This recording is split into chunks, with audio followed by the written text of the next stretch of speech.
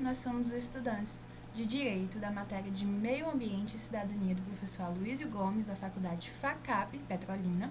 Estamos aqui para falar um pouco sobre a Agenda 2030 e a sua consonância com os objetivos do milênio.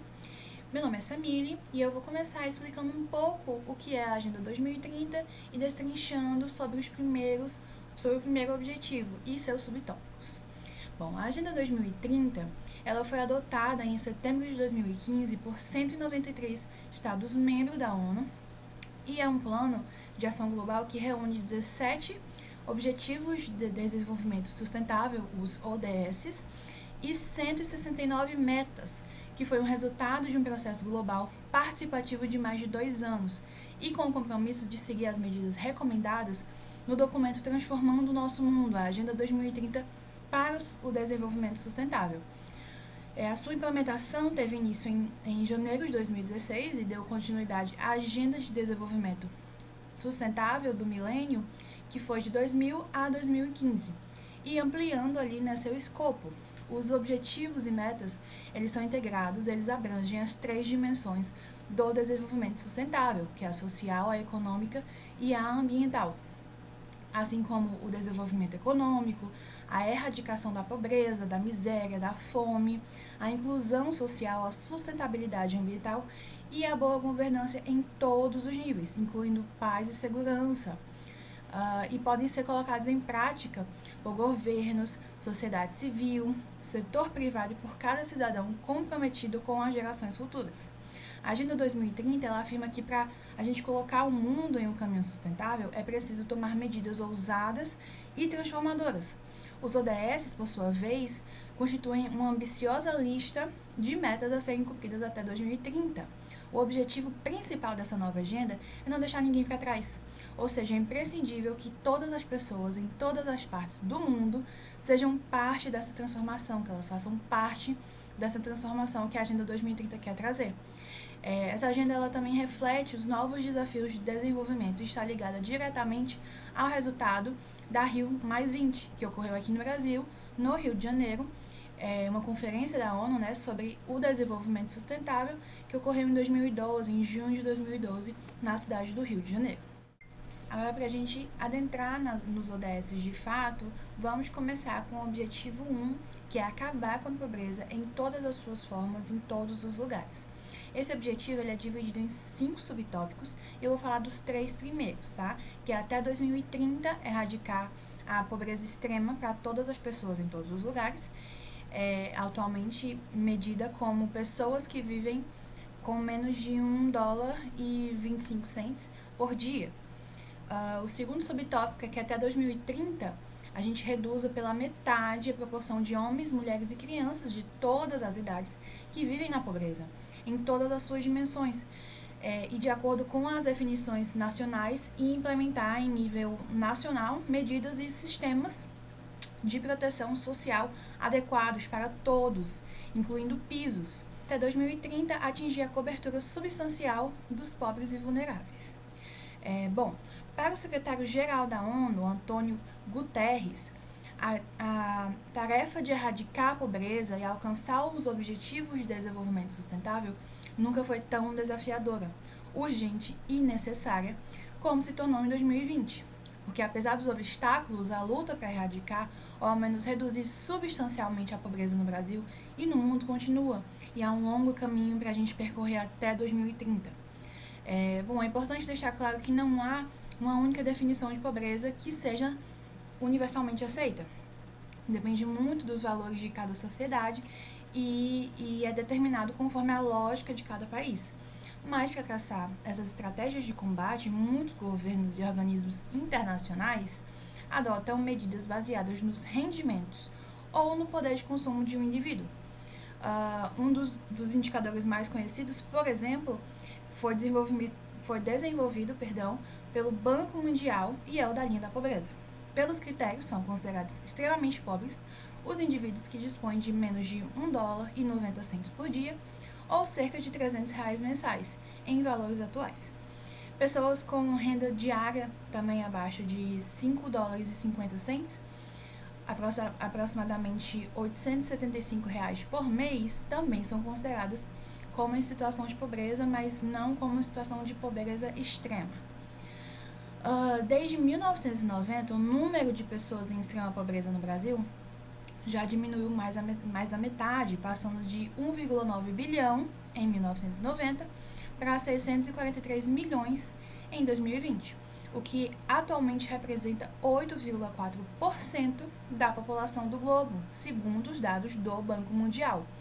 Mas ainda há muito a ser feito, porque cerca de 1 em cada 5 pessoas em regiões em desenvolvimento vivem em extrema pobreza, a maioria delas no sul da Ásia, na África subsaariana, porque segundo o Índice Multidimensional de Pobreza de 2019, antes da pandemia, cerca de 84,5% das pessoas vivem em pobreza extrema na África subsaariana e no sul da África. E a pandemia do Covid-19 agravou essa situação, mas mesmo antes da calamidade sanitária que aconteceu no nosso mundo, o progresso na redução da pobreza global já estava muito lento. Entre 1990 e 2015, por exemplo, a pobreza global caiu cerca de um ponto percentual por ano. Esse ritmo diminuiu para menos de meio ponto percentual por ano entre 2015 e 2017. E de acordo com as previsões do Banco Mundial, entre 88 e 115 milhões de pessoas caíram na pobreza extrema de 2020 para 2021, depois que a gente começou aí a pandemia. Isso representa cerca de 1,4% da população mundial. Em 20 anos, essa foi a primeira vez que o número aumentou ao invés de diminuir. A pobreza no Brasil, por exemplo, o número de pessoas em pobreza extrema no Brasil vinha caindo desde o início dos anos 2000, desde quando a gente começou a primeira agenda, passando de 2,48% da população para apenas 6,62%, de acordo com a edição do censo de 2010 do IBGE, do Instituto Brasileiro de Geografia e Estatística. Mas, ao longo da segunda década do século, os avanços nessa área foram cada vez menores. Em 2018, por exemplo, houve o registro do maior número de brasileiros vivendo abaixo da linha da pobreza em um período de 7 anos. Foi 13,5 milhões de pessoas, ou 6,5% da população brasileira. É muita gente. Esse número aumentou no ano seguinte e o país contabilizou 6,7% de sua população vivendo com menos de $1,90 por dia, o que equivale a 13,8 milhões de pessoas. E a pandemia do novo coronavírus, que atingiu nosso país e o mundo em março de 2020, alterou o cenário. De acordo com a Pesquisa Nacional por Amostra de Domicílio Covid-19, que foi uma pesquisa feita pelo IBGE, cerca de 2 milhões de pessoas deixaram a faixa da extrema pobreza na passagem de maio para junho daquele ano. As reduções coincidem também com o aumento da cobertura do auxílio emergencial, que chegou a contemplar cerca de 50% da população, principalmente os mais pobres. Foi ali uma saída que o governo viu no ano de 2020 e 2021 para abarcar essas pessoas para que elas não passem tanta fome. E aí eu termino a minha fala por aqui e vou passar para o nosso colega. Muito obrigada. O meu nome é Michelle Rios e eu vou dar continuidade à fala da colega Samile, que, como ela já vinha abordando, estamos falando a respeito da erradicação da pobreza. Até o ano de 2030, temos como uma das principais metas garantir que todos os homens e mulheres sejam iguais em direitos. Mas a gente não está tratando só de direitos políticos e direitos sociais, mas também dos direitos econômicos, financeiros. Então, a meta é que a gente consiga recursos econômicos suficientes para promover uma igualdade entre os gêneros. A gente quer dar um acesso básico, à qualidade de vida das pessoas como um todo, no que tange à educação, à saúde, um emprego de qualidade, um dinheiro que a gente não só sobreviva, mas que a gente possa guardar, que no final do mês não tenha sido apenas para pagar as contas, mas que sirva como um fundo, uma garantia, uma reserva. algo que a gente sabe que dá para pagar todas as coisas essenciais, mas que a gente também pode sonhar em ter outras coisas, em comprar novas coisas. Isso tudo só vai se tornar possível quando a gente de fato tiver uma condição econômica que não nos deixe na sobrevivência, mas nenhuma vida digna de verdade, né? Outra meta fundamental e que a gente não pode esquecer é a construção de uma resiliência. E o que seria essa resiliência, Michelle? É a resiliência dos pobres, dos grupos mais vulneráveis, né? Não só de mulheres, mas de todos aqueles que necessitam de um abrigo, de uma proteção, um estado de vulnerabilidade como um todo, como a gente tem dentro das comunidades, na região do Nordeste, do Norte do nosso país, em outros lugares do mundo, né? Como a gente tem em outros países subdesenvolvidos. Então a gente quer uma redução, né, de exploração desse povo vulnerável, a gente quer maior proteção, maiores eventos e coisas que estejam relacionadas a um critério muito maior do que só um trabalho digno ou uma casa boa para se morar, mas um emprego bom, um local que tenha um clima bom. Tem muita gente, principalmente aqui no Nordeste, no norte do nosso país, que se encontra ainda em uma localidade distante. Então, não tem internet, não tem aparelho móvel, não tem rede de telefone, Oi, Vivo, Claro, TIM, não tem nenhuma dessas, não tem uma internet de qualidade, né? Muitas vezes essa internet, quando ela é fornecida, é uma internet com uma qualidade um pouco duvidosa. E a gente teve no ano de 2014, 2011, por aí, o programa Luz para Todos. Embora seja um programa muito famoso, né, que a gente teve, né, com o governo Dilma, esse programa ele não foi suficiente para abarcar todas as pessoas e todas as famílias que se encontram sem energia. Então ainda tem muita gente nesse país que não tem energia em sua casa. E é muito doido imaginar que tem pessoas em um local totalmente no escuro, enquanto a gente está em casa com luz acesa, com internet, com celular, podendo assistir esse vídeo através de links, né, no YouTube. E outras pessoas não têm o mínimo, que é poder acender uma luz, ter que ficar de vela, com candeeiro, enfim. Outra meta que a gente tem é garantir uma mobilização significativa de recursos. E o que seria isso? Esse recurso ele pode vir de várias fontes, né? Não mais só do Estado, mas também da sociedade, que sempre pode estar contribuindo, se conscientizando e procurando melhorias para aquele meio. Então a gente tem que se adequar, olhar para países desenvolvidos e buscar esses melhores desenvolvimentos em vários setores, né? E a gente também deve criar marcos políticos sólidos. E o que seria isso? São metas que vão ser cumpridas independente da pessoa que esteja ali governando. A gente tem um presidente hoje e a gente pode ter outro presidente depois, um prefeito hoje, outro prefeito depois, mas que essas pessoas elas deem continuidade ao trabalho da pessoa que estava anteriormente, do que foi pensado, do que foi planejado, que aquele serviço não fique sucateado nem esquecido, como a gente tem muito no nosso país. Pessoas que começam um projeto, exemplo, abrir uma nova escola, e aí essa gestão ela acaba e a próxima gestão entra e aquele serviço fica parado, começa a juntar mato, passa anos e anos e se torna uma obra abandonada, fantasma, totalmente esquecida, inutilizada, e todos os recursos que foram investidos, eles foram desperdiçados, porque não terá mais uso.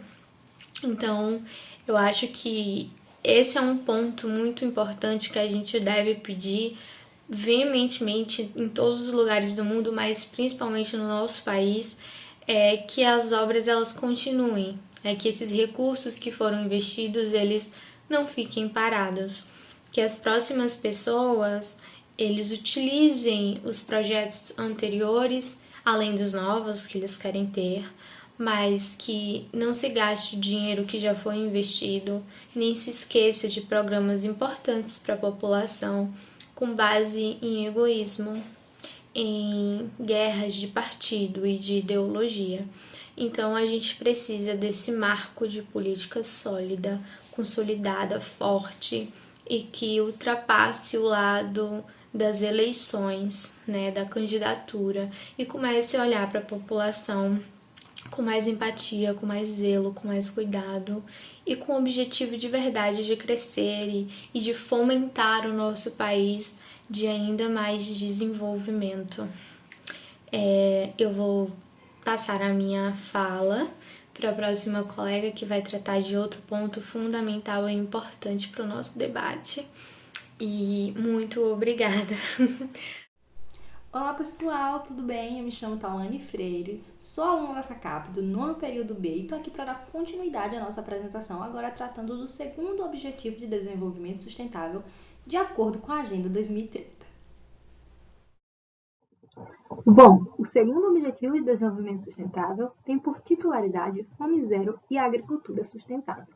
Aqui estamos preocupados com a segurança alimentar dos cidadãos, com a carga nutricional dos seus alimentos, com quantas refeições diárias as pessoas conseguem fazer e como isso será feito, né? Como iremos combater a fome através de uma agricultura sustentável, bem como políticas públicas. O que nos remete diretamente ao primeiro objetivo, já tratado pelas colegas, que fala na erradicação da pobreza. Como nós iremos erradicar a pobreza sem erradicar a fome? Então, aqui são dois objetivos que têm uma relação direta, uma relação de simbiose. Para que um seja contemplado, é necessário que o outro também seja contemplado, né? Então, são metas que necessitam de serem cumpridas. Bom, como os indicadores brasileiros para os Objetivos de Desenvolvimento Sustentável, ao passo que estaremos tratando aqui do segundo objetivo, falando sobre a fome, o combate à fome e a agricultura sustentável, nós também estaremos tratando do objetivo número 1, como também do 3, do 4, do 6, o 3, por exemplo, que fala sobre saúde e bem-estar, o 4 sobre educação de qualidade, né? Aqui a gente pode ver também o quinto fala, o sexto, né? O sexto fala aqui, ó, sobre a água potável. Então, isso nos remete também a uma alimentação segura, né, nutricional. É necessário água potável para que a gente consiga uma alimentação segura do nosso cidadão. Bom, agora tratando especificamente sobre o objetivo número 2, que tem por titularidade Fome Zero e Agricultura Sustentável. Qual é a meta principal dele? Acabar com a fome, né? Alcançar a segurança alimentar, melhoria nutricional e promover uma agricultura sustentável. E aí, dentro desse objetivo, nós vamos ter outras pequenas metas para que ele venha a ser cumprido de um modo geral, né?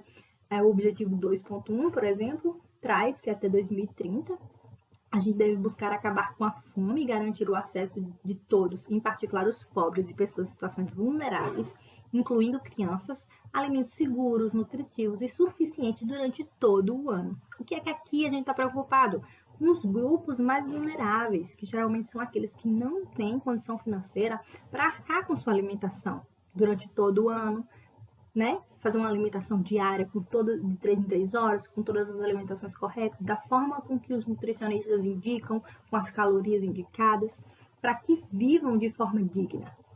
Então, aqui deixa claro, né, deixa evidente que esses grupos vulneráveis, crianças, pessoas mais pobres, precisam ser assistidas para que se alimentem, para que a gente consiga, assim, combater a fome.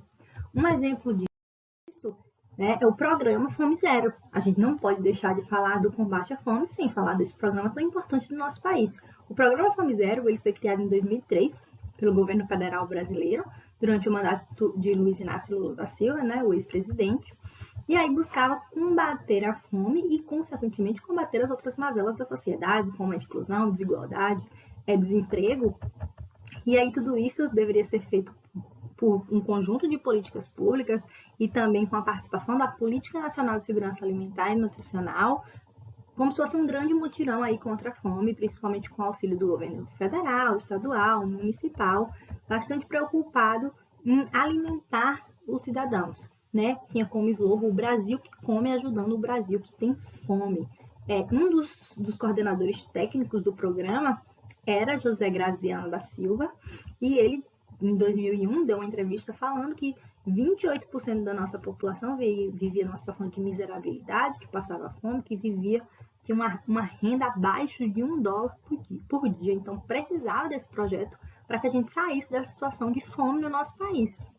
E aí, como é que era feito?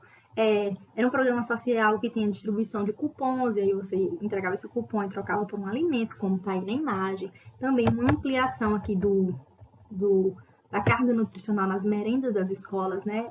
Tornou-se necessário que nas escolas tenham nutricionistas para que a gente faça a merenda dessas crianças de modo adequado, e aí nos remete ao objetivo 2.1, que eu acabei de falar, que a gente precisa dar atenção, né, para 2030 erradicar a fome, precisa dar atenção a essas crianças, então as crianças precisam se alimentar de forma nutritiva e com mais substância.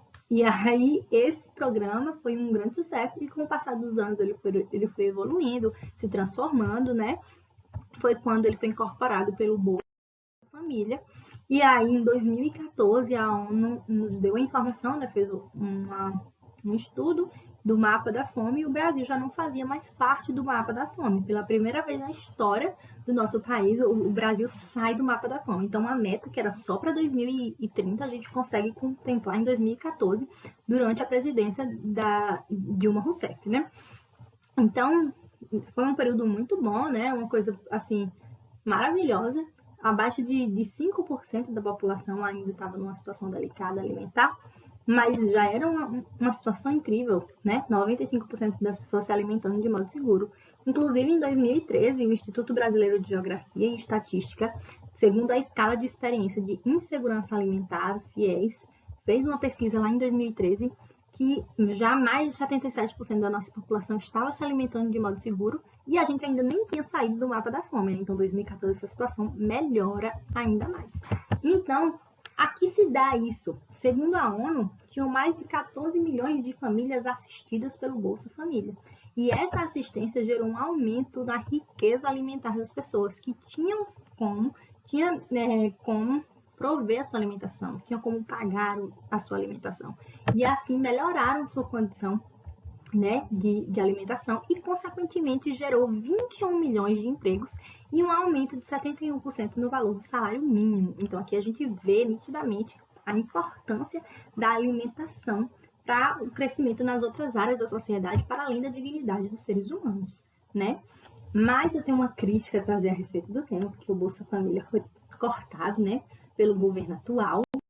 E aí a gente também vem passando por uma situação muito delicada no aumento dos preços dos alimentos no nosso país por conta de crise econômica, e a gente retorna a esse mapa da fome cada vez mais, né? Em outubro de 2021 foi feita inclusive uma pesquisa pela UOL dizendo que a insegurança alimentar no Brasil já estava de 54,7% a 59,3% de pessoas em situação de segurança alimentar, diante da alta dos preços dos alimentos. E também do gás. Em outubro de 2021, o gás ele aumenta 66%. E aí, as famílias sem renda, sem ter como se alimentar, tem aí a reportagem de uma família no Goiás que tentou cozinhar usando álcool, e aí acabaram se queimando, né? Uma tragédia. Então é muito triste saber que em 2014 a gente já tinha contemplado a meta do segundo Objetivo de Desenvolvimento Sustentável, a meta 2.1, e em 2022 a gente retrocede. Então esse tema precisa voltar a ser trabalhado em sociedade.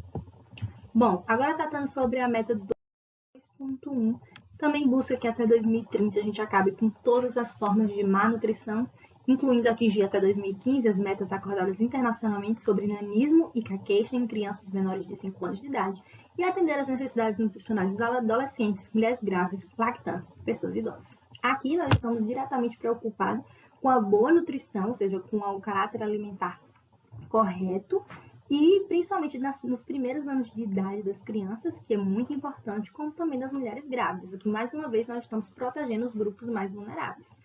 Segundo matérias e análises publicadas pela The Lancet em 2007, o mundo vive uma situação muito difícil de obesidade dessas crianças desde que nascem até os 5 anos de idade, nos primeiros 5 anos de vida. 40 milhões de crianças vivem nessa situação de obesidade. Então, nós vivemos dois extremos, ou crianças que estão passando fome, ou crianças que estão obesas, mas não porque comem demais, mas sim porque comem de uma maneira incorreta, não com a carga nutricional adequada.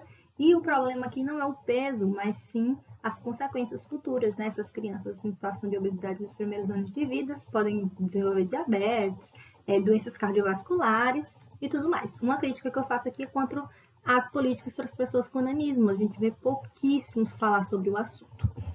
Bom, agora sobre os efeitos da agricultura sustentável no combate à fome, né? Porque se a gente quer combater a fome, a gente precisa dobrar aí a produtividade agrícola. Então, até 2030, busca-se dobrar a produtividade agrícola e a renda dos pequenos produtores, e assim fazer com que eles produzam mais, principalmente mulheres, povos indígenas, buscando aí uma maior produção, um acesso seguro da terra, de recursos produtivos e insumos, incentivo financeiro, seja muito importante. E também busca que até 2030 a gente consiga garantir sistemas sustentáveis de produção de alimento e implementar práticas, né, de agrícolas resilientes, que aumentam a produtividade e a produção e que ajudam a manter o ecossistema, fortalecendo a capacidade de adaptação de mudanças climáticas, meteorológicas, secas, inundações, desastres e melhore progressivamente o solo. Então aqui estamos preocupados em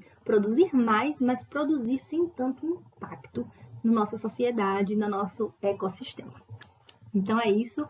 Muito obrigada pela atenção. Agora eu vou passar a palavra para a nossa colega Daisy, que vai continuar tratando sobre a agricultura sustentável e os seus efeitos no combate à fome e trazendo também algumas críticas a respeito do tema. Muito obrigada. Tchau, tchau.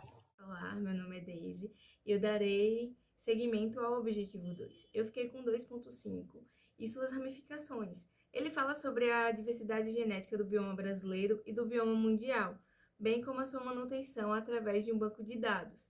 Ele fala sobre as sementes, as plantas cultivadas, os animais domésticos, os silvestres e os criados em cativeiros, e como é importante ter as informações sobre essas espécies em um banco de dados.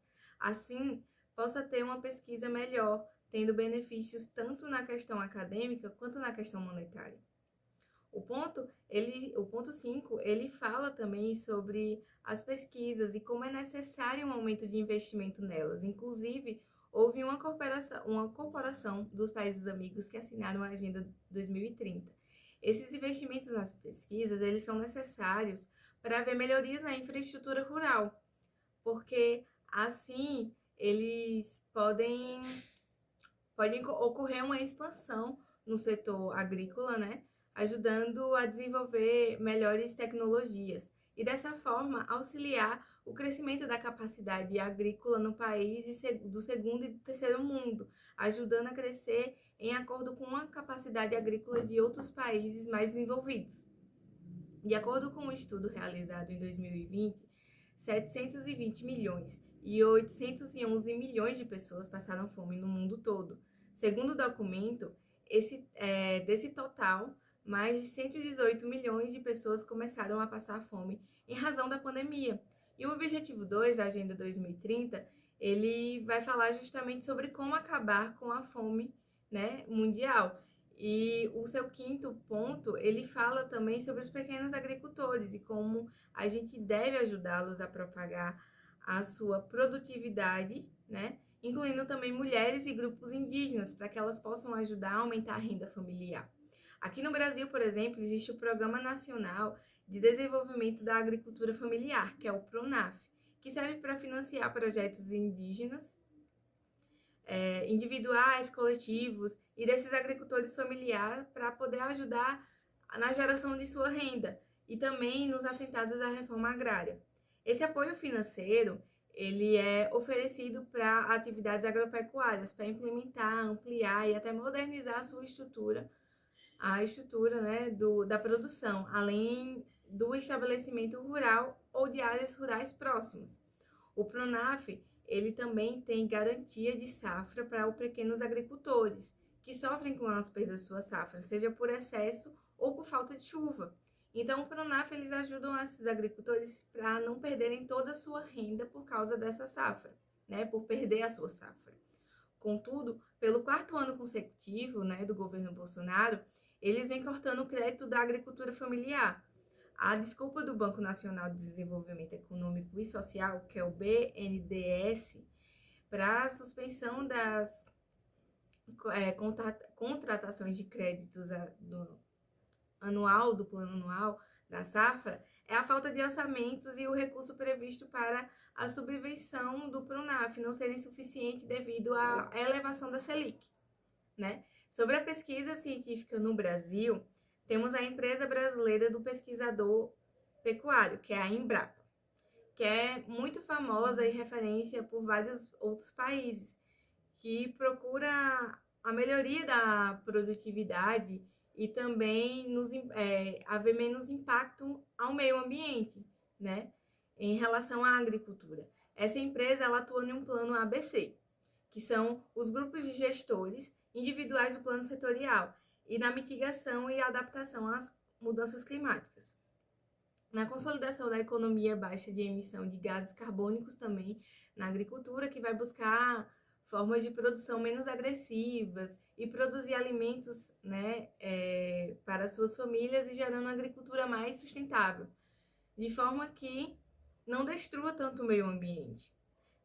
Contudo, o que parecia ser um caminho para ajudar a implementar esse ponto aqui no Brasil, desde 2016, o número de agrotóxicos no Brasil vem aumentando muito, e só em 2021 foram aprovados 562 novos agrotóxicos, proibidos em diversos países por serem nocivos. O quinto ponto, ele também fala sobre a correção e a prevenção das restrições para o mercado agrícola mundial e também sobre a rodada de desenvolvimento da DOA, que são negociações das maiores potências mundiais sobre o livre comércio, sobre as diminuições das barreiras do comércio internacional.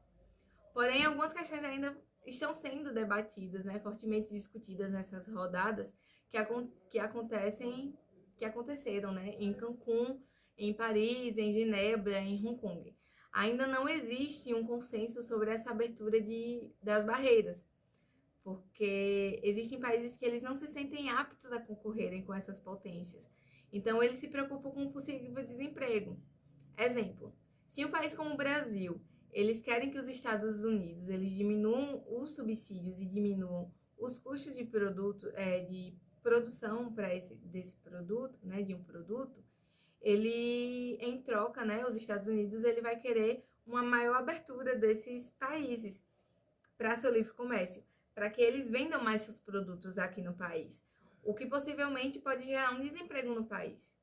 E, por fim, o objetivo ele ainda trata sobre adotar medidas para garantir o funcionamento adequado do mercado de commodities e alimentos e seus derivados, e facilitar o acesso à informação do mercado, inclusive sobre as reservas de alimentos, a fim de limitar a volatilidade, que são as mudanças muito rápidas nos preços do alimento, o que infelizmente não vem sendo cumprido, porque desde o ano passado, os alimentos eles vêm sofrendo modificações quase todos os dias no seu preço, o que vem prejudicando muita pessoa necessitada.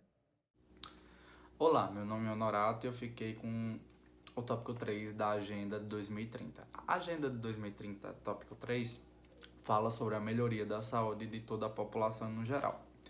E o 3.1 e o 3.2 são entrelaçados. Eles, no geral, falam sobre a melhoria da qualidade da medicina no meio neonatal. Até pouco tempo atrás era normal, pela sociedade no geral, que crianças mal nasciam. Simplesmente ou nasciam e morriam no seu primeiro respiro, ou nem chegavam a respirar, morriam mesmo na barriga da mãe. Então era comum a atrocidade que a mulher passava na hora de conceber o seu filho, porque a medicina não era tão evoluída, os hospitais não eram tão evoluídos, tinham muitas mulheres que concebiam seus filhos em casa mesmo. Mas atualmente, com o avanço da tecnologia em si, houve uma grande melhora no nascimento das crianças. Acontece, sim, no nosso Brasil ainda acontece, eu acho que ainda bem muito, mas comparado ao passado melhorou bastante. A tecnologia em si foi um grande avanço. A especialidade de vários médicos no neonatal em si também melhoraram bastante. Só que a saúde pública brasileira ainda é bem precária. Só que ao longo do tempo, o avanço e a preocupação do futuro, que sem as crianças um país não funciona, porque as crianças são o futuro da própria nação. Então houve um grande avanço e dedicação nesse sentido de melhorar a qualidade de atendimento às mulheres grávidas. 3.3. O 3.3 fala sobre o investimento do governo em evitar doenças como acabar com epidemias de AIDS, tuberculose, malária, doenças tropicais, hepatite, etc. O combate realmente a essas doenças. No Brasil em geral, por exemplo, a AIDS, o governo disponibiliza pelo meio da saúde pública a quantidade de remédios para quem já tem essa doença. É um longo processo, uma quantidade de remédios que a pessoa tem que tomar, mas ela tem uma excelente qualidade de vida e possivelmente depois de um tempo ela nem transmite mais. Sem contar a distribuição de preservativos, algumas palestras sobre doenças sexualmente transmissíveis. Enfim, com relação a isso, o Brasil em si houve uma grande melhora no seu ambiente público, de hospitais públicos, porque foi um grande desastre, foi um grande desastre no passado, essas epidemias. E atualmente no Brasil estão sendo controladas, mas ainda assim sinto que está havendo um pouco de desdenho, justamente por estar controlada. Depois que estourar novamente é que o foco vem, mas como está sendo controlada, não está tendo tanta visão assim dos governantes, não. 3.4. O 3.4 fala sobre a prevenção de várias doenças, mas um ponto a se tocar bem importante é sobre o incentivo à busca da saúde mental. Atualmente, a população mais jovem procura mais saber sobre isso, porque a internet está aí, o número de profissionais psicólogos aumentou consideravelmente e tal. Só que ainda é meio complicado ter apoio dos governantes, porque é uma geração que passou por muita coisa e acha muita coisa normal, sendo que não é normal assim. Só que é difícil para uma pessoa que normalizou aquilo meio que apoiar isso, entendeu? Então, ainda é bem falho no nosso país a busca e o incentivo da saúde mental. 3.5. O 3.5 fala sobre a prevenção de tratamentos de substâncias químicas. A população mais jovem atualmente é a que mais consome, justamente por sua saúde mental estar bem abalada. Então, digamos que esse 3.5 não tem tanta ênfase assim para o governo em si, não tem tanto apoio assim. Temos programas como o ProERD, temos instituições de tratamento, sim, mas depois de um tempo a gente percebe que foi deixado meio que de lado. Principalmente em São Paulo, a gente pode ver várias regiões com número gigantescos de dependentes químicos, mas enfim, o 3.5, na minha humilde opinião, também foi deixado a Deus dará, mesmo tendo programas. 3.6, reduzir o número de acidentes e mortes nas estradas.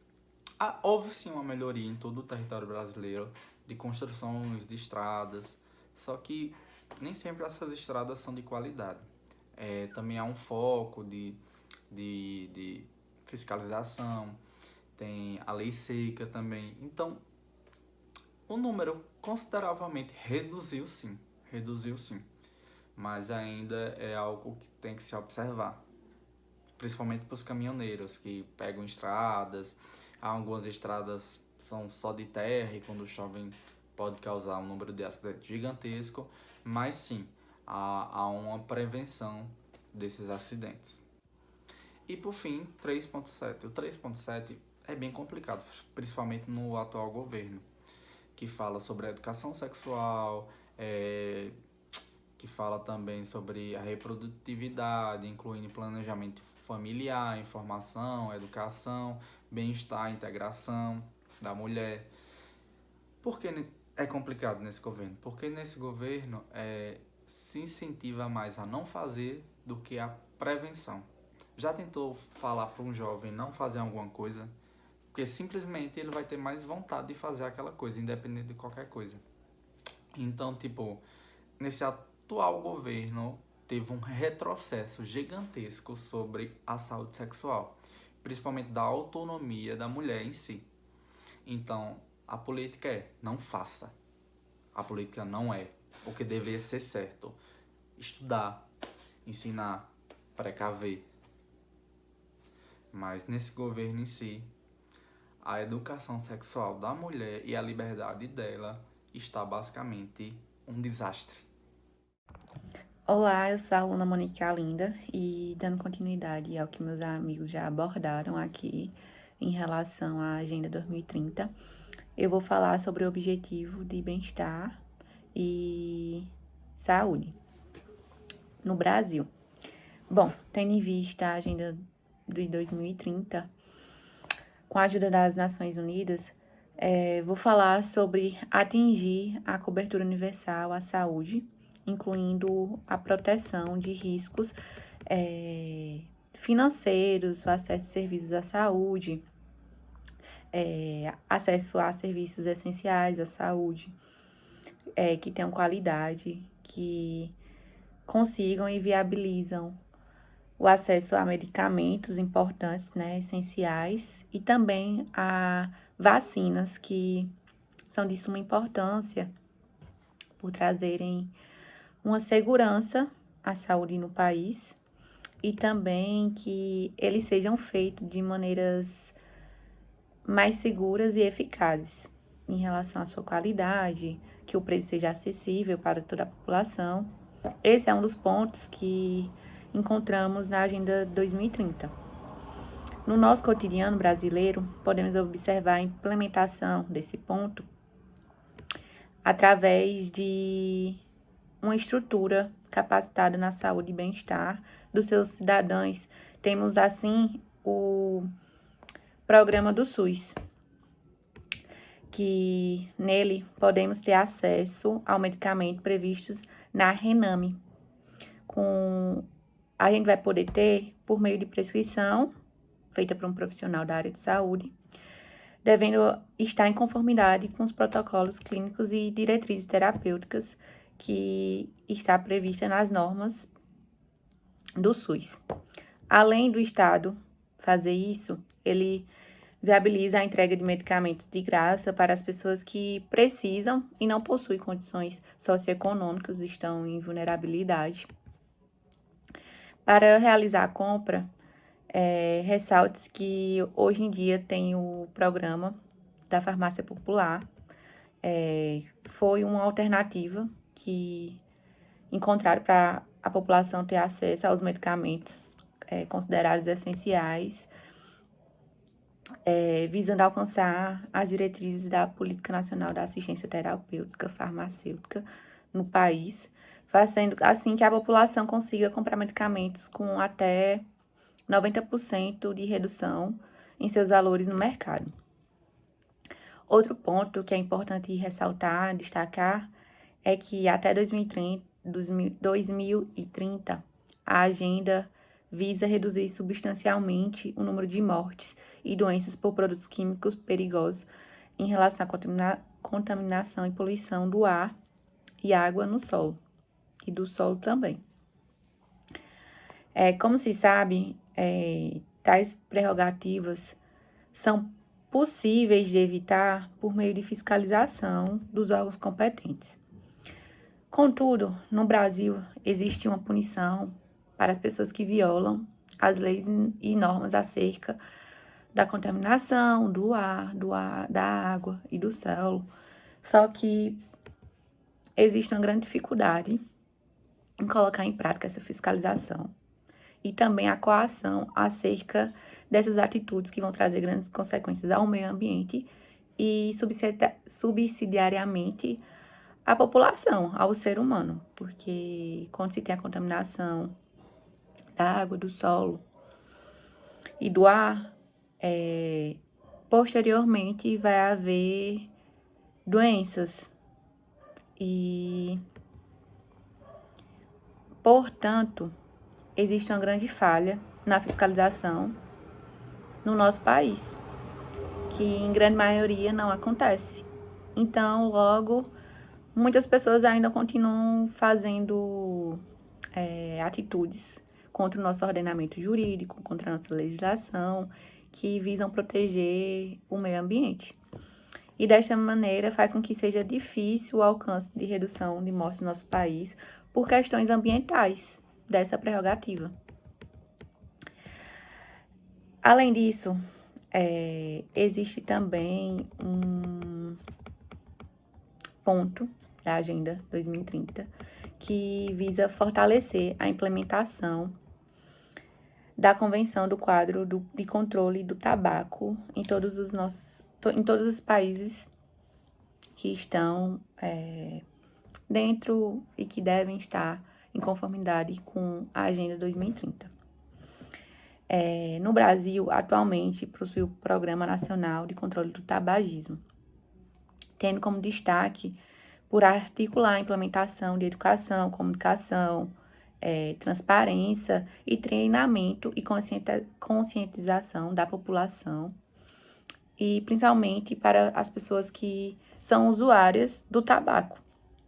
Quero trazer também outro quesito sobre essa matéria que vivenciamos atualmente, que é o problema que está em grande ênfase no Brasil, que vem gerado grandes discussões, que é acerca dos casos de cigarro eletrônico, que vem sido considerado um assunto de alerta dos profissionais da área de saúde, por trazer grandes consequências à saúde, ainda mais que esse cigarro está em alta entre os jovens de 18 a 24 anos de idade.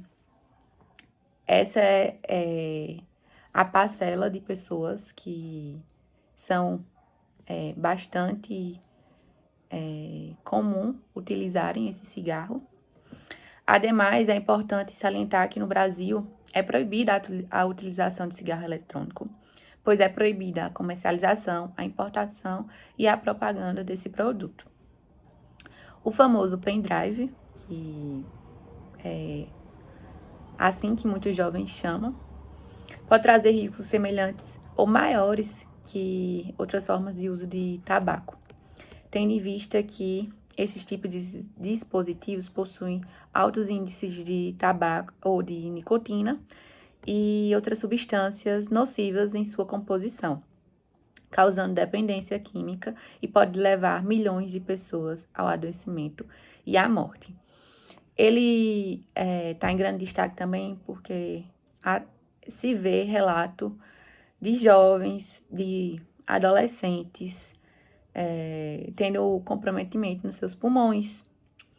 Já saiu vários noticiários falando justamente disso. Se tem uma grande política de publicidade acerca das consequências que esse pendrive pode trazer. Desta forma, acho que deveria haver uma fiscalização maior e severa em cima dos locais que comercializam esse produto e também que as autoridades competentes tirassem de circulação essas mercadorias quando adentram também no país, né? Porque elas adentram por meio de importação. Então, acho que o grande papel aí está nas fronteiras para impedir que esses produtos adentrem no Brasil. Outro ponto que tem na Agenda 2030 é apoiar a pesquisa e o desenvolvimento de vacinas e medicamentos para as doenças transmissíveis e não transmissíveis, que afetam principalmente os países em desenvolvimento, que esses países devem proporcionar o acesso a esses medicamentos e vacinas essenciais em preços acessíveis, como eu falei como eu falei anteriormente, que no Brasil já se tem programas que viabilizam o acesso da população em um valor mais acessível de medicamentos, que no Brasil a maioria das vacinas são dadas de graça por meio do SUS. E, sendo assim, como um grande exemplo da importância de implementar esse ponto no Brasil, de pesquisas, de desenvolvimento de vacinas, de medicação, se tem o surgimento, né, do coronavírus em 2020, que só conseguimos atualmente conviver com essa doença no Brasil e no mundo todo por conta das vacinas feitas contra esse vírus. Sendo assim, é de suma importância a proteção da ciência, o investimento próprio e adequado para essas pesquisas, pois sem elas não haveria o avanço na proteção da saúde de toda a sociedade. Além disso, é de suma importância para a Agenda 2030 aumentar substancialmente o financiamento da saúde e o recrutamento, desenvolvimento e formação e a retenção do pessoal de saúde nos países de desenvolvimento, especialmente em países menos desenvolvidos. É desta feita que é importante salientar que no Brasil é sim importante se preocupar com a capacitação dos profissionais na área de saúde, como também deixar verbas destinadas para as universidades, pois é desta forma que conseguiremos possuir cada vez mais profissionais de alta qualidade. Reforçar ainda que a capacidade de todos os países, particularmente os países em desenvolvimento, para o alerta precoce da redução de riscos e gerenciamento de riscos nacionais e globais de saúde. Esse é o último ponto que se tem no objetivo de saúde e bem-estar. Tendo em vista esse ponto, da Agenda 2030, fica evidente que todo país em desenvolvimento deve possuir uma regulamentação que previna a redução de riscos, como, por exemplo, o caso que aconteceu mundialmente, que é o Covid-19. No início, a descoberta desse vírus de todos os países, inclusive no Brasil, botaram em prática políticas que visavam retardar e reduzir os riscos de infecção em toda a sua população dessa doença. Finalizando assim o trabalho sobre os objetivos de erradicar a pobreza, de fome zero e agricultura sustentável e, por fim, a saúde e bem-estar. Esses são os pontos que visamos abordar da Agenda 2030.